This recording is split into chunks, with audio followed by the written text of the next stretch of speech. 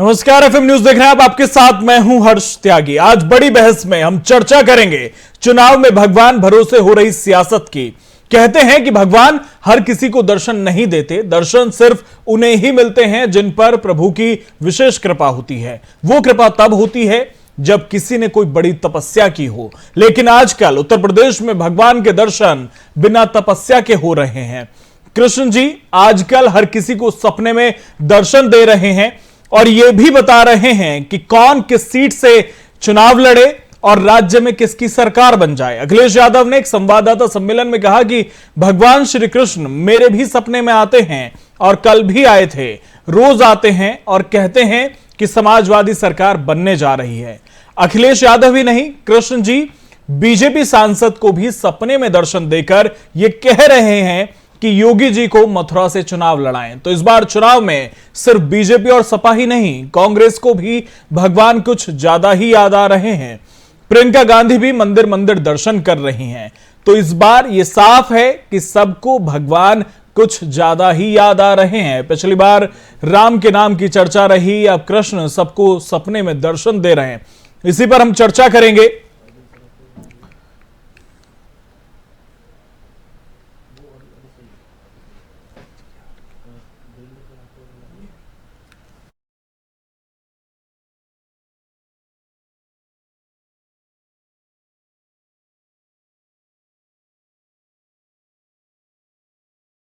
BJP सांसद के सपने में भगवान श्री कृष्ण आए और बीजेपी सांसद को यह कहा कि जो योगी आदित्यनाथ हैं वो मथुरा से चुनाव लड़ें, और इसी संबंध में बीजेपी सांसद ने अध्यक्ष जेपी नड्डा को चिट्ठी तक लिख दी।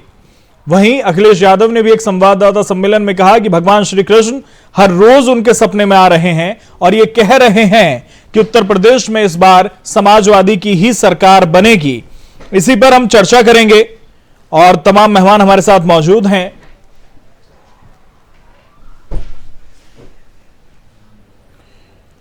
तो हमारे साथ बीजेपी से देवेंद्र प्रमुख जी हैं, बहुत बहुत स्वागत है आपका। और हमारे साथ राजनीतिक विश्लेषक अरविंद विद्रोही जी हैं, बहुत बहुत स्वागत है आपका भी। और हमारे साथ समाजवादी पार्टी से विनय सिंह जी हैं, बहुत बहुत स्वागत है आपका भी। और कांग्रेस से भी हमारे साथ कुछ देर में जुड़ेंगे।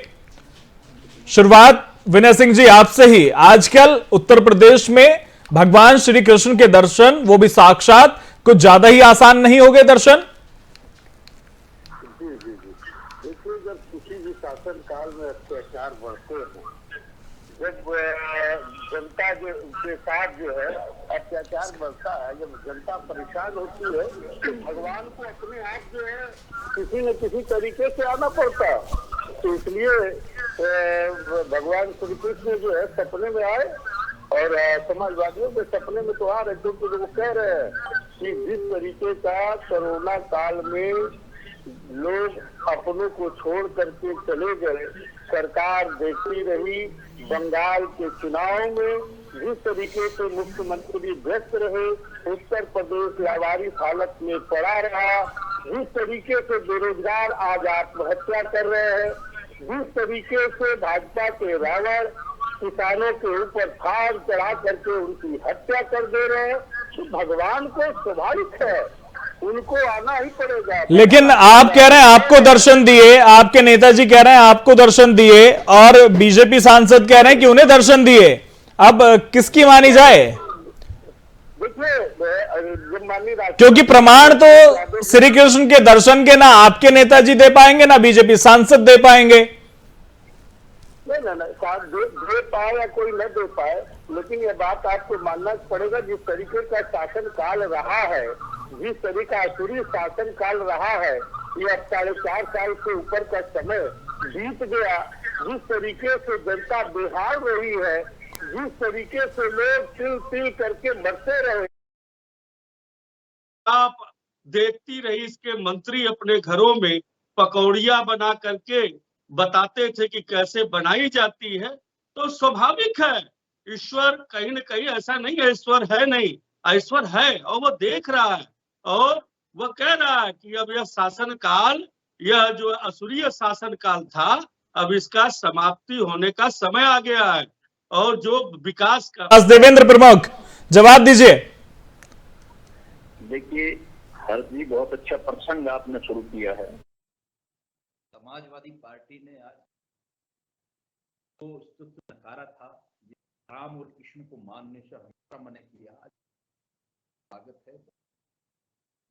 मंगल भवने मंगलहारी धर्मं सुधर बिहारी। आज भगवान का साक्षात नाम गुणगान इस देश में हो रहा है। 60 वर्षों से यही तो एक लड़ाई थी हम लोगों की।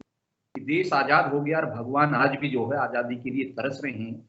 जो जन्मस्थली अयोध्या थी, 500 वर्षों का एक सपना था हिंदुत्व का और सनातन धर्म संस्कृति, इसका रिकॉर्ड दुनिया में किसी के पास नहीं। कहां से उत्पत्ति हुई, कब बनी, उसको नकारने के लिए हमारे ही लोग जब खड़े हो गए तो 80 करोड़ लोगों की मजबूरी होगी। उन्हें सोचना पड़ा कि आखिर ये कैसी आजादी है।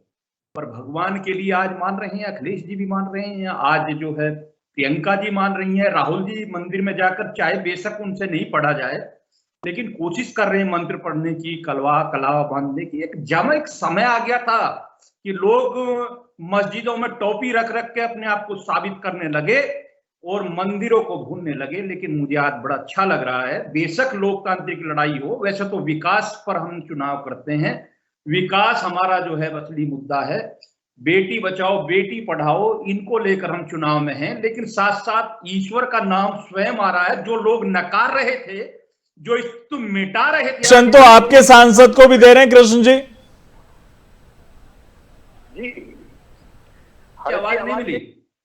देवेंद्र प्रमुख साहब, आपके सांसद को भी श्री कृष्ण दर्शन दे रहे हैं और ये कह रहे हैं कि योगी जी को मथुरा से चुनाव लड़ाओ। पिछली बार राम, इस बार श्याम, कुछ ऐसा विचार है क्या? नहीं, बचाओ योगी जी को। मैं तो एक अच्छी है, स्वागत करता हूँ। देखिए हम तो हमारे सांसद या हमारे नेता की बात नहीं, हम तो उसकी बात कर रहे हैं कि इस देश में 20 और 22 करोड़ को छोड़ के सारे ही लोग तो जो है कृष्ण और राम के अनुयायी हैं। उन्हीं राम कृष्ण का देश दुनिया में भारत ही तो बचा है। और लोकतांत्रिक तरीके से भारत के अंदर जब हमारे धर्म पर उंगली उठती है तो लोग जो है उस पर चुप लगाते हैं, हंसते। छोटी छोटी सी कंट्री जिनकी आबादी 5-5 करोड़ है और हमारी बराबर में बांग्लादेश और पाकिस्तान जैसे देश हमारे मंदिरों को ध्वस्त कर देते हैं और उनकी सरकारें जहां बाहुल बैठे हैं वो लोगों की हत्याएं तक नहीं रोकते और हमारे नेता मस्जिदों में टोपी लगा लगा कर राजनीति करते हैं। ये गंदी भावना इस देश को, इस लोकतंत्र को तोड़ने का काम कर रही थी, जिसको रोकने का काम भारतीय जनता पार्टी आपके पास। देवेंद्र प्रमुख साहब, ठीक है, आऊंगा मैं दोबारा आपके पास। हमारे साथ कांग्रेस प्रवक्ता नूरी खान जी जुड़ गई हैं। बहुत बहुत स्वागत है आपका एफएम न्यूज में, नूरी खान जी। जी नमस्कार। नूरी खान जी, इस बार उत्तर प्रदेश के चुनाव में भगवान के दर दर सभी पहुंच रहे हैं, चाहे बीजेपी हो, कांग्रेस हो और चाहे सपा हो। लेकिन तो क्या इस बार भगवान भरोसे ही नैया पार होने वाली है? देखिए, श्रीमद् भागवत गीता का श्लोक है, यदा यदा ही धर्मस्य ग्लानिर्भवति भारत। श्री कृष्ण भगवान जब जब विनाश और अधर्म आता है पृथ्वी पर, वो प्रकट होते हैं। लेकिन योगी जी के सपने में तो इसलिए आ रहे हैं क्योंकि यहाँ पर द्रौपदी की लाज बचाने के लिए भगवान कृष्ण को खुद ही आना पड़ेगा। जिस तरीके से उत्तर प्रदेश में बेटियों की अस्मत हर रोज लुटी जा रही है, आज इन लोगों को तो भगवान कृष्ण का नाम लेने से भी डरना चाहिए, क्योंकि इन्होंने तो अधर्म का पालन किया है, धर्म तो दिखाई ही नहीं देता है। और ये राजनीतिक फायदा उठाने के लिए अगर कृष्ण भगवान को सपने में ला रहे हैं तो इन्हें उस चीर निद्रा से उठ जाना चाहिए जहां पर प्रियंका गांधी जी ने लड़की हूं, लड़ सकती हूं का नारा दिया है। इन्हें भगवान सपने में आने लगे हैं और इनकी नींद भी उड़ चुकी है उस नारे की वजह से। लेकिन इन्हें यह भी सोचना चाहिए कि श्री कृष्ण भगवान ने जिस तरीके से द्रौपदी की लाज बचाई थी, आज फिर से उत्तर प्रदेश की बेटियों को कृष्ण भगवान की जरूरत है, लेकिन ऐसे अधर्मियों के लिए नहीं जो सिर्फ चुनाव की राजनीति के लिए ही भगवान का प्रयोग करना चाहते हैं। मतलब कांग्रेस कृष्ण को तो मानती है ना नूरी खान जी? जी, आपने क्या कहा? कांग्रेस कृष्ण जी को तो मानती है ना, क्योंकि 2009 में यूपीए ने ही सवाल खड़े कर दिए थे राम के अस्तित्व पर। देखिए, कांग्रेस भगवान राम, भगवान कृष्ण का प्रयोग राजनीति के लिए नहीं करती है, वो कट्टरता के साथ इसका पालन करती है। जिस तरीके से राहुल गांधी जी ने कहा कि मैं हिंदू हूं लेकिन मैं हिंदुत्ववादी नहीं हूं, तो कांग्रेस जो है वो असली हिंदू है, जो सारे धर्मों को लेकर चलती है, यानी कि सनातन धर्म का पालन करती है, जो कि वसुदेव कुटुंबकम की विचारधारा पर चलती है। लेकिन ये लोग, अगर ये अनुयायी है भगवान राम, देवेंद्र प्रमुख जी बात पूरी हो जाने दीजिए, फिर आ रहा हूं। अगर ये अनुयायी है भगवान राम और भगवान कृष्ण के, तो देवेंद्र प्रमुख जी बात पूरी हो जाने दीजिए, एक एक करके। होती है, उन्नाव की घटना होती है। अरे उत्तर प्रदेश में इनके खुद के विधायक बेटियों का बलात्कार। देवेंद्र प्रमुख जी बात पूरी हो जाने दीजिए, उसके बाद देवेंद्र प्रमुख साहब एक एक करके। देवेंद्र प्रमुख देवेंद्र प्रमुख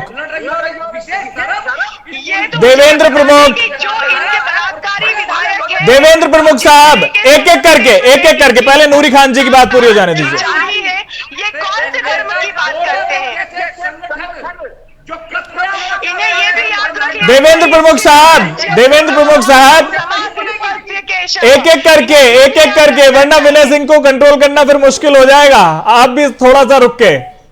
क्यों विनय सिंह साहब बहुत देर से कह रहे हैं। उससे पहले अरविंद विद्रोही जी पर। अरविंद विद्रोही जी, क्या लगता है कि इस बार धर्म चुनाव जिताएगा?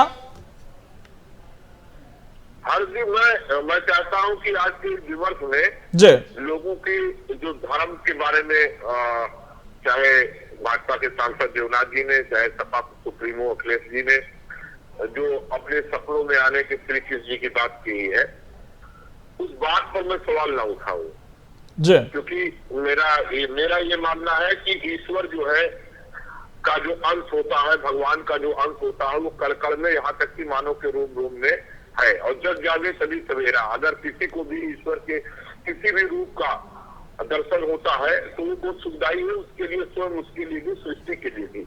लेकिन एक बात मैं हमेशा कहता हूँ कि हमको हमेशा क्रिया के द्वारा प्रतिक्रिया देने से बचना चाहिए। खासकर मैं उन लोगों से बहुत उम्मीद करता हूं जो डॉक्टर राम मनोहर लोहिया, दीनदयाल उपाध्याय या कांशीराम जी, अम्बेडकर जी, लोकतांत्रिक में जिन्होंने स्थापना किया मानव मूल्यों की, संवैधानिक मूल्यों की, उनके अनुयायियों से बहुत उम्मीद करता हूं। शिव, राम और कृष्ण देश की महानतम आत्माओं में से ये सूत्रबात डॉक्टर लोहिया ने कहा था। रामायण मेला की शुरुआत डॉक्टर राम मनोहर लोहिया ने कहा। नदियां साफ करो, डॉक्टर लोहिया ने कहा। अब मेरा सवाल सीधा विनय भाई के माध्यम से सपा सुप्रीमो अखिलेश जी से है कि जैसा कि आपने भाजपा के सांसद के कहने के बाद मुझे सपने में आता है, मैंने चिट्ठी लिखी, आपने कहा मुझे भी आए कि सरकार बनी और मेरे सपने में रोज आते हैं। तो अखिलेश जी को जब भी श्री कृष्ण जी को दर्शन हुआ, साक्षात दर्शन हुआ, सपने में आभास हुआ, उनको तत्काल बताना चाहिए, क्योंकि श्री कृष्ण के दर्शन और सब में लाभ का फायदा आपको लाखों गुना तब होता जब आप स्वयं उसको अपने रिसार्च के लोगों, समर्थकों, परिजनों को बता देते। आपकी ये प्रतिक्रिया तब आई जब भाजपा के एक सांसद ने चिट्ठी लिखी, उन्होंने किया। इससे बचना चाहिए। क्रिया के प्रतिक्रिया आप हर बात पर।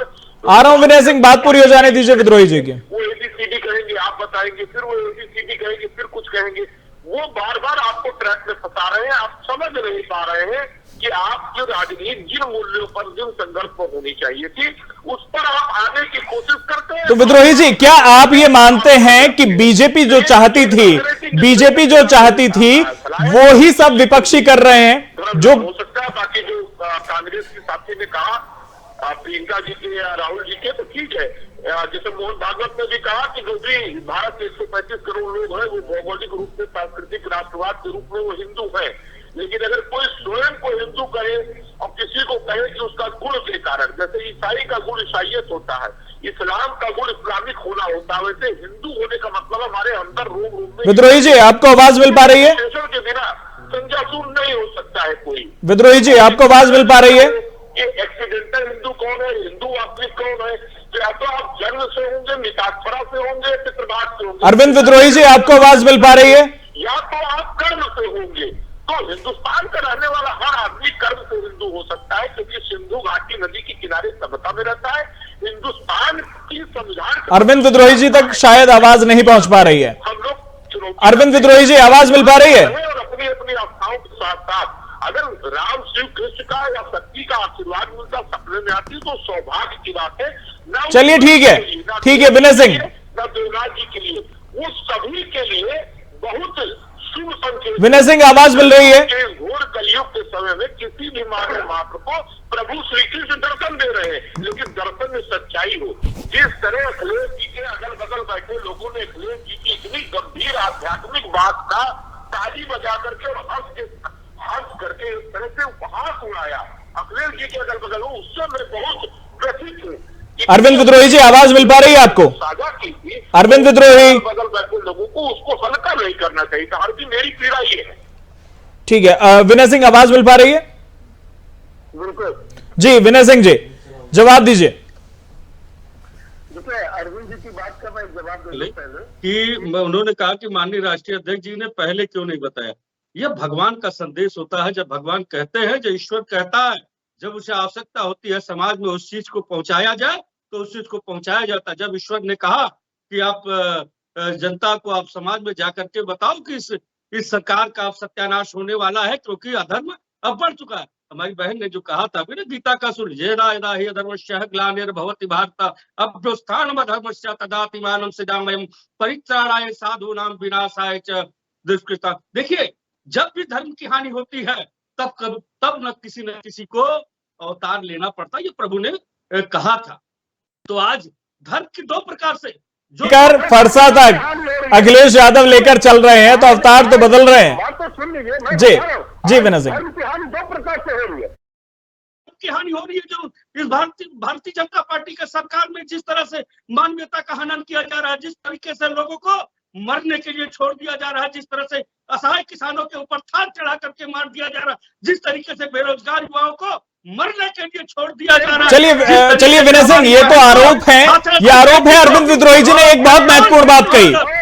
विनय सिंह, उसका भी जवाब दीजिए।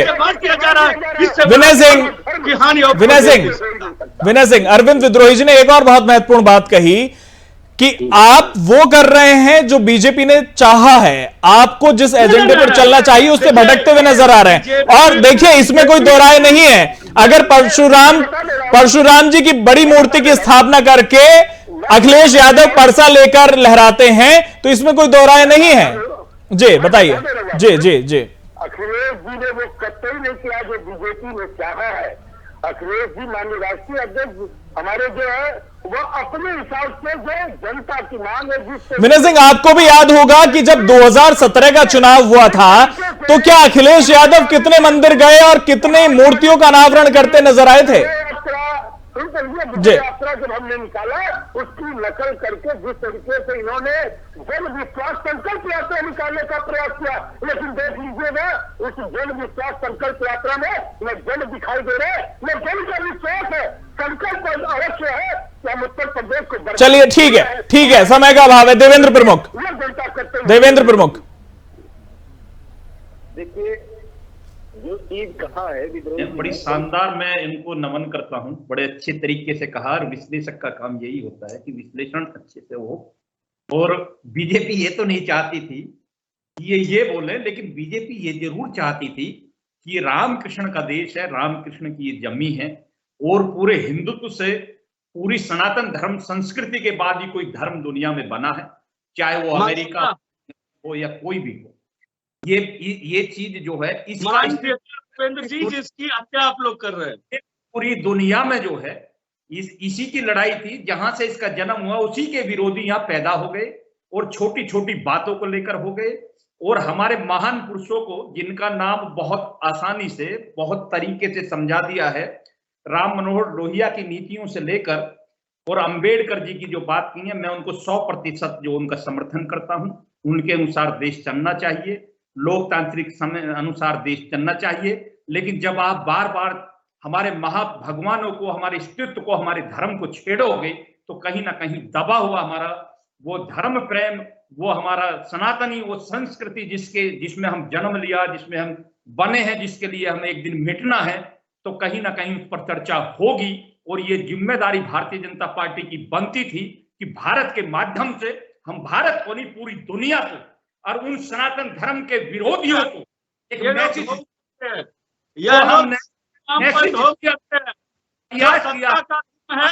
जनता के प्रति उस धर्म को ये भी नहीं निभाते हैं।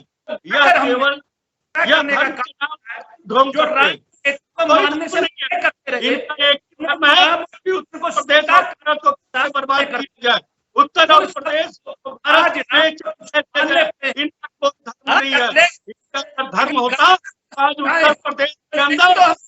सिंह बात पूरी हो जाने दीजिए, बात पूरी हो जाने दीजिए। विनय सिंह बात पूरी हो जाने दीजिए। विनय सिंह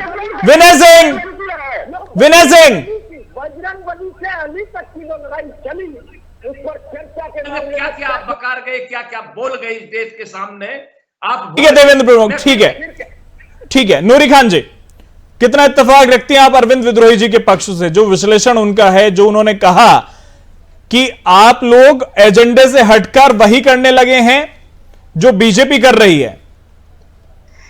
देखिए, कांग्रेस कभी अपने एजेंडे से नहीं हटती।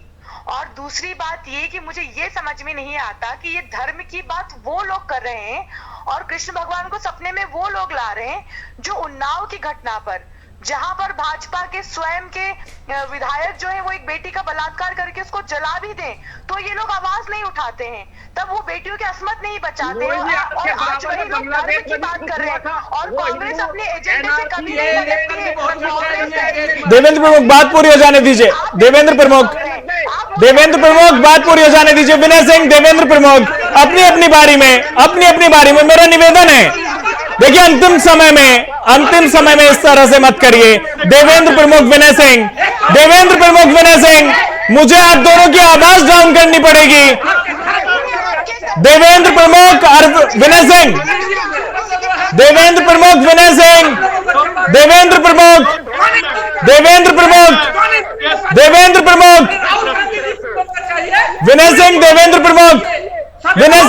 प्रमुख, अन्य गेस्ट हैं। देवेंद्र प्रमुख,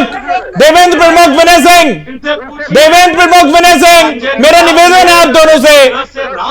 विनय सिंह अपने नंबर पर, नूरी खान की बात पूरी हो जाने दीजिए। देवेंद्र प्रमुख, विनय सिंह,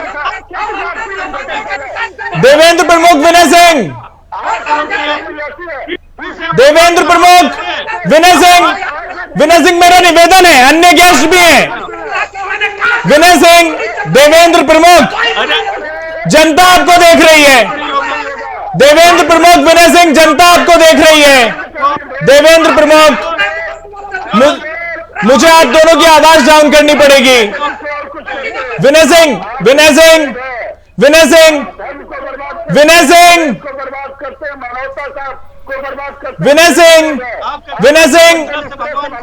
आपको आवाज मिल रही है, उसके बाद भी आप इग्नोर कर रहे हैं। मुझे आपकी आवाज डाउन करनी पड़ेगी। विनय सिंह, देवेंद्र प्रमुख जी शांत रहिएगा। विनय सिंह शांत रहिए।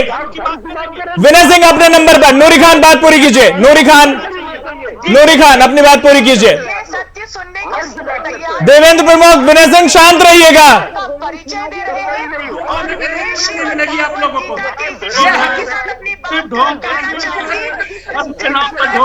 विनय सिंह पार्टी का पक्ष रखने बैठे हैं और जनता देख रही है, इस तरह से पक्ष रखेंगे। देवेंद्र प्रमुख,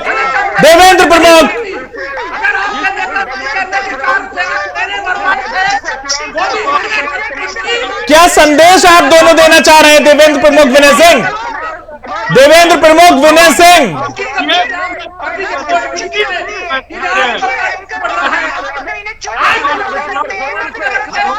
नूरी खान मैं आ रहा हूं आपके पास। देवेंद्र प्रमुख, विनय सिंह, ठीक है। देवेंद्र प्रमुख, विनय सिंह, क्या कर रहे हैं आप दोनों?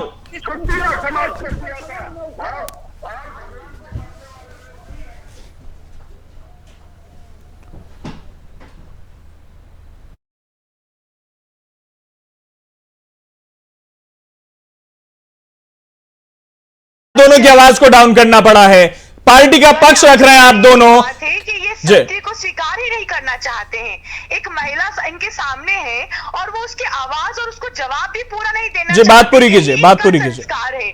और देखिए, श्रीमद् भागवत गीता की अगर बात है, कृष्ण भगवान सपने में आ रहे हैं तो कृष्ण भगवान का ये श्लोक भी इन्हें याद होना चाहिए, जहां पर स्थिर बुद्धि की परिभाषा दी गई है, जहां पर ये कहा गया है स्थित प्रज्ञस्य का भाषा समाधिस्थस्य केशव स्थित अधिह के। नूरी खान जी, मैं आपको एक मिनट रोक रहा हूं। देवेंद्र प्रमुख और विनय सिंह, मैं आप दोनों को बता दूं कि आपकी आवाज जनता नहीं सुन पा रही है।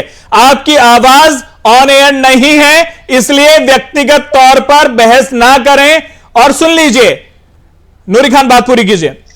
देखिए, जिस तरीके से कृष्ण भगवान कहते हैं कि जिस मनुष्य में अहम, क्रोध और घृणा आ जाती है उसका अंत निश्चित है। ये कोई सी भी सीट बदल ले, ये मथुरा का सपना देख ले, ये कृष्ण भगवान की जन्मभूमि चले जाएं, ये भगवान राम की जन्मभूमि चले जाएं, ये माँ गंगा की झूठी सौगंध खा ले, लेकिन माँ गंगा भी इस बात को जानती है।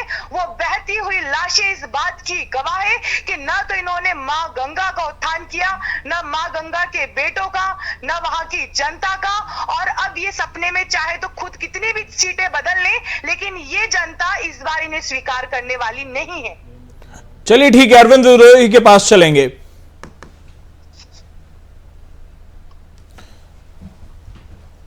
अरविंद विद्रोही जी,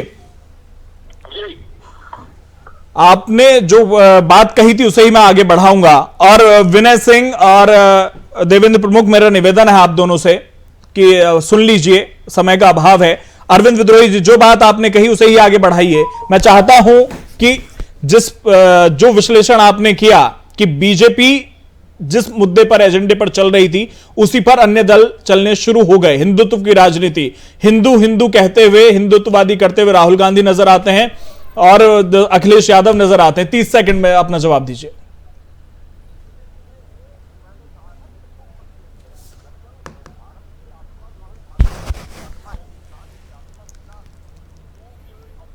हिंदू हितों के चिंतन की कैसे पूरी होगी? राष्ट्रीयता का सवाल है, ये कोई पूजा पद्धति नहीं है। धर्म जो है राष्ट्र धर्म होता है, मानव धर्म होता है, और सनातन धर्म अपने आप में सारे लोगों को समेटे हुए है। बस देश कुटुंब की यहाँ पर है, लेकिन ध्यान होना चाहिए, धर्म का अर्थ ये भी होता है जो आपको स्वयं के लिए भी स्वीकार हो। दूसरे आप वही बात दूसरे को कहिए जो आप सहर्ष स्वीकार कर सकते हैं, सुन सकते हैं। और बिल्कुल जात तोड़ के समाज जोड़ने की जो बात डॉक्टर लोहिया ने कही थी, आज जो जातियां टूटी है भारतीय बहुसंख्यक समाज की, और इस समाज के रूप में उन्होंने अपना वोट किया, और वो वोट निश्चित रूप से बड़े चुनाव में केंद्र सरकार में, पिछले चुनाव में भाजपा को मिला। इसीलिए सारे राजनीतिक दल अब बहुसंख्यक समाज की भावना को ठेस न पहुंचा के बहुसंख्यक समाज के हितों के साथ, उनके आराध्यों के साथ खड़ा होना चाहते हैं, और खड़ा होना भी चाहिए, क्योंकि सनातन धर्म का एक जो हमारा आराध्य है, उसने पूरे विश्व के कल्याण की परिकल्पना की थी। राजनीतिक मतभेद अपनी जगह है, लेकिन शिव, राम और किस विश्व की महानतम आत्मा में से है, ये डॉक्टर लोहिया ने भी कहा था। और भारत का 135 करोड़ व्यक्ति इसको मानता है, और पूरे विश्व को इसको मानना पड़ेगा।